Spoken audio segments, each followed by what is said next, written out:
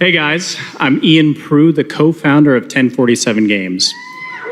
When we started Splitgate in our dorm room, we just wanted to make a game we could play with our friends, and 20 million of you played with us. Now, with the help from our amazing community, we've built Splitgate 2. Why? Because I grew up playing Halo, and I'm tired of playing the same Call of Duty every year, and I wish we could have Titanfall 3. With Splitgate 2, we asked ourselves, how would we take Portals to the next level?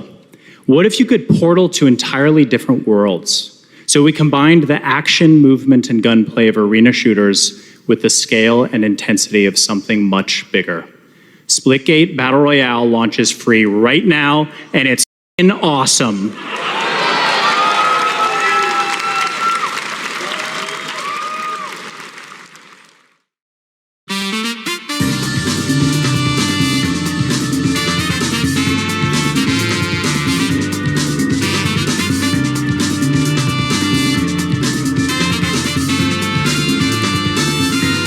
Splitgate 2, this game has a lot of problems, and pretty much every single one of them is not the game itself. So yeah, you can still have all the character skins, it's just, oh my god, it's just that, you know, they're skins now instead of characters, so. Okay, really quickly, let's assume that you have a vague understanding of what Splitgate is or what Splitgate 2 is, so you don't really know what's going on. I'm going to quickly explain it to you.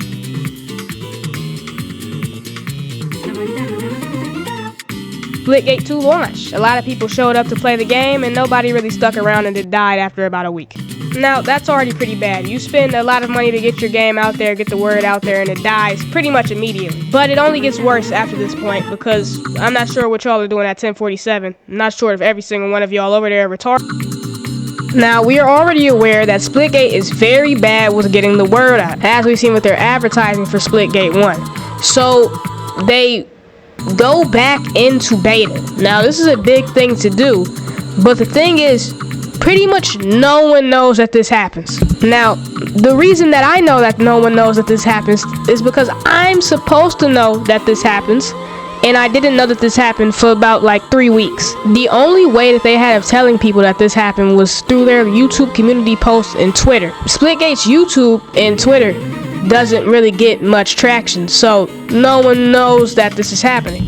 Fast forward a little bit of time and they announced a revamp of their game, Splitgate Arena Reloaded. Again, no one knows this is happening. They closed down their original game and get ready to relaunch. No one knows this is happening. And then they set up the relaunch. There's days away. There's not even any advertisements for it or anything to let anyone know that this is happening other than their Twitter. But I am being a little bit disingenuous because they did have one teeny tiny form of advertisement that they have had through the entirety of promoting Splitgate 2. Okay, we are looking at Splitgate's only form of advertisement, which is their YouTube channel. Go to the Shorts tab over here and look at their recent stuff. I don't know, I'm trying to make like some glow up edit or something.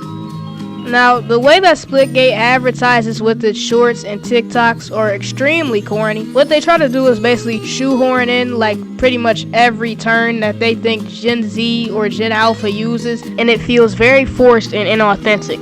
And the results of that is them not getting much traction at all. Now, if we go back to June when they started rolling out their initial beta, they actually got a lot more traction on their short form videos, and the reason for that is because they posted ads on YouTube and Instagram, like actual advertisement in conjunction with the short form videos, and not just leaving the short form videos to go out by themselves and die.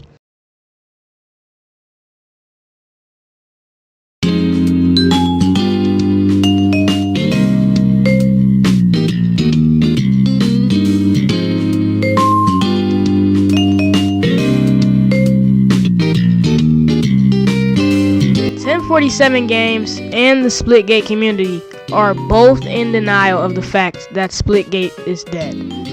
The Splitgate community is in shambles, having arguments amongst each other amongst whether the game is dead or not when it's staring them directly in their faces. 1047 is in shambles, with their game failing and them losing money at an alarming rate. My estimate is by March, Splitgate will have to shut itself down.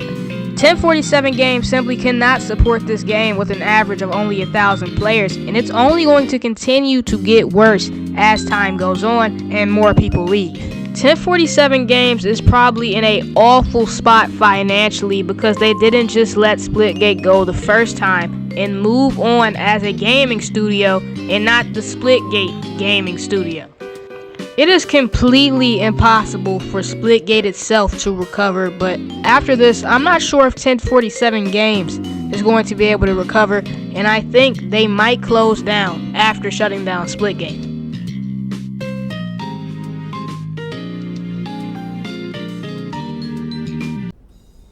Now, at the beginning of this video, I said that most of Splitgate's problems didn't come from within the game itself, but it is still pretty flawed. I'm going to try to list them in order of significance.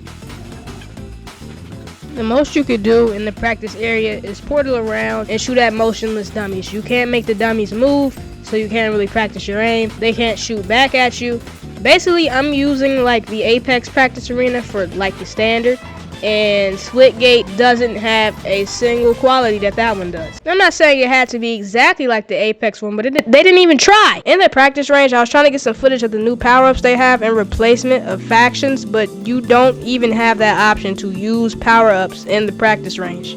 Now, in the grand scheme of things, it really isn't that deep that the practice range isn't good, but it is one of the problems that I have with the game, and it is very annoying how lazily made it is.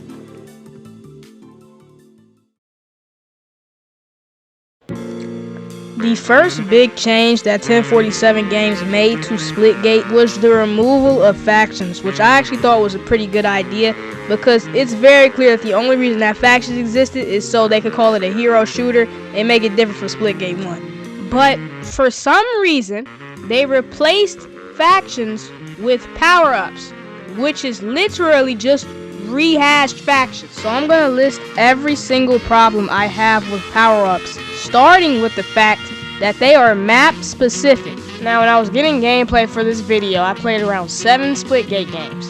And in those 7 Splitgate games, I only saw power-ups 3 times. And those 3 power-ups were the same power-up on the same map in the exact same spot. And because the power-ups spawn in the same spot every single time, they're always contested. And because almost all of the power-ups are just rehashed faction abilities, they're not good. One of them lets you see through walls temporarily, which is just Meridian. Another one gives you Overshield, which I guess could be Sabrask. And the other one, the one where I was getting most of the time, makes you run slightly faster.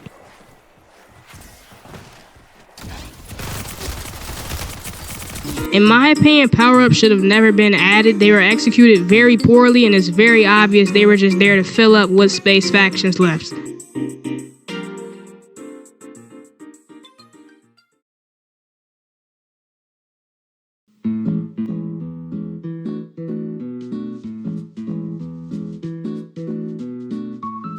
The first time we played Splitgate, it was amazing because the game is genuinely good. But I hate Splitgate because I hate everyone who made Splitgate because all of y'all are idiots. The advertising team are retarded, the PR team are retarded, the gameplay team are a little bit slow. I have no exaggeration when I say this, but in my opinion, 1047 Games are one of the worst gaming studios I've ever seen, and I think 1047 Games should shut down.